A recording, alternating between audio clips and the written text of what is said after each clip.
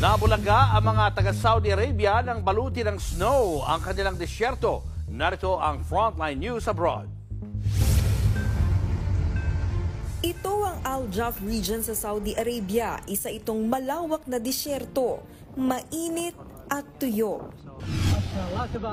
Pero nitong Lunes, nabulaga ang buong mundo nang mamuti ang Al Jaf region at balutin nito ng snow o niebe. Sinabayan din niya ng hailstorm.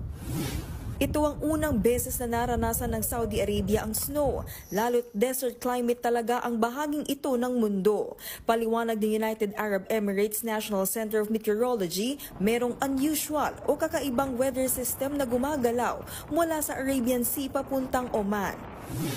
Yan daw ang posibleng dahilan kung bakit biglang bumaba ang temperatura sa bahaging ito ng Saudi. Dahil dyan, nagkakaroon ng mga pag-ulan na may kasamang yelo.